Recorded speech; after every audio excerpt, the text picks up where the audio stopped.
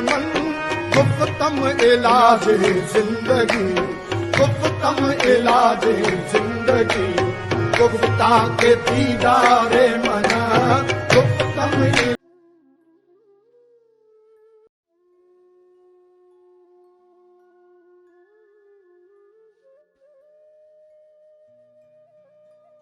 ایک بات جو ہے نا آپ نے غور کیا ہوگا اور فرمائی ہے کہ توبہ قائم رکھنے کے لیے ضروری ہے کہ آپ کی سنگت اچھی ہو، آپ کے دوست اچھے ہوں. تو یعنی کہ نیکی کے راستے پہ چلنے کے لیے ضرورت ہے آپ کو نیک ساتھیوں کی اور نیک مشاورت کی. تو نیک ساتھ کی، نیک دوستوں کی. تو اس محفل کا بھی بنیادی مقصد یہی ہے کہ چند ہم خیال لوگ مل کے بیٹھ جائیں اور ایک خیال میں اگر کچھ لوگ مل کے بیٹھ جائیں تو ان پہ کوئی نہ کوئی رحمت کا چھینٹا ضرور پڑتا ہے. اور آپس کی بات ہے کہ ہم لوگ جو ہم خیال ہیں اگر خاموشی سے 2 گھنٹے بیٹھے رہے، خاموشی سے بھی، تو ہمارے باطن میں جو گتھیاں ہیں وہ خود بخود سلجھ جائیں گی بغیر کوئی بات کی. ٹھیک ہے. اور لیکن اس کا نقصان یہ ہوگا کہ محفل کے متعلق جو ہے نا وہ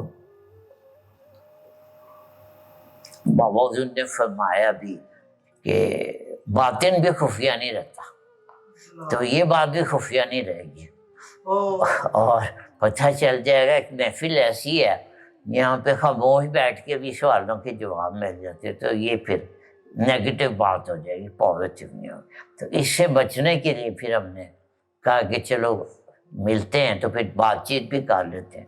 ٹھیک ہے نا. تب کسی کو یہ نہ ہو کہ یہاں پہ سارے صاحبان کشف بیٹھے ہوئے، ٹھیک ہے نا. تو صحیح ہے نا. اس لیے پھر یہ تو بابا حضور کی گفتگو کے متعلق میں نے بات کی ہے. تو یہ بابا حضور نے بھی یہ کہا ہے کہ نیک رستہ کیا ہے. اللہ نے بتایا ہے، خود بتایا کہ انعام یافتہ لوگوں کا ساتھ جو ہے وہی نیکی ہے.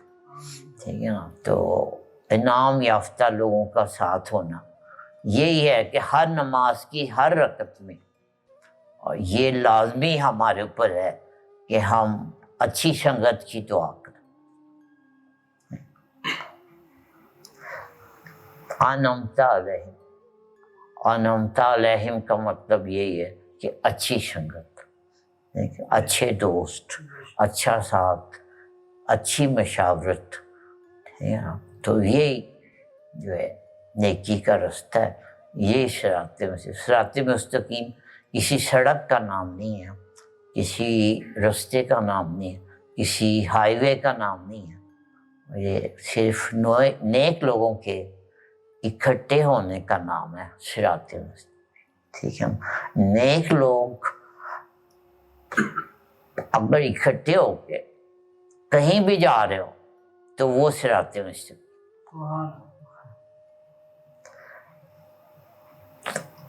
تو کہیں بھی جا رہے تو وہ صراط مستقیم.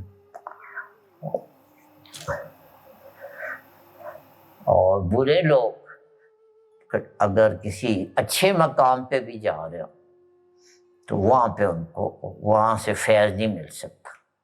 ٹھیک ہے. بابا نے فرمایا کہ کوئی جھوٹا آدمی داتا صاحب جاتا ہے تو داتا صاحب وہاں سے چلے جاتے. ٹھیک ہے نا.